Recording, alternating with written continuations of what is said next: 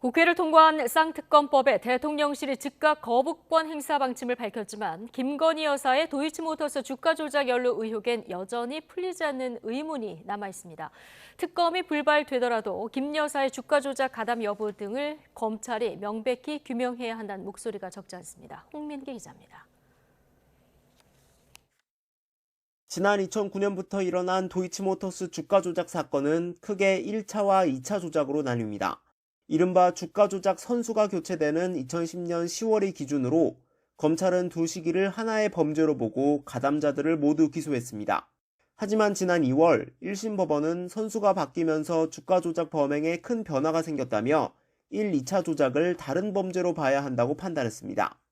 2010년 끝난 1차 조작은 공소시효 10년이 지나 죄를 물을 수 없는데 김 여사도 이 시기에만 도이치모터스에 투자했다는 게 윤석열 대통령 측 입장입니다. 돈을 빼고 그 사람하고는 절연을 했습니다. 저희 집사람 오히려 손해보고 그냥 나왔습니다. 그것도 2010년입니다. 법원이 유죄로 인정한 주가 조작 2차 시기에선 김 여사의 공모 여부가 쟁점입니다. 법원은 1심 판결문에서 김 여사의 계좌가 모두 48번 주가 조작에 이용됐다고 명시했습니다. 2차 시기에 해당하는 2010년 11월 1일 선수 김 씨가 투자자문사 임원과 주식 매도를 뜻하는 문자를 주고받자 7초 뒤 김 여사의 계좌에서 실제 매도 주문이 그대로 제출되기도 했습니다.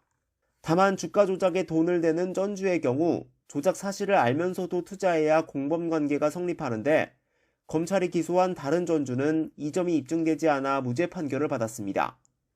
김 여사 역시 한 차례 서면 조사에서 주범들의 주가 조작 사실을 몰랐다고 답한 것으로 알려졌습니다.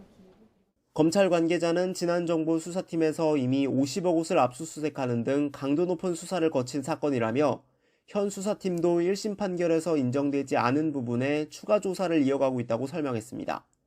결국 김 여사가 주가 조작 여부를 알고도 계좌를 제공했는지가 의혹의 핵심이지만 검찰이 김 여사에 대한 직접 조사나 처분을 차일피일 미루면서 야당에 특검 빌미를 주는 등 오히려 정치적 논란을 키우고 있다는 비판이 나옵니다. YTN 홍민기입니다.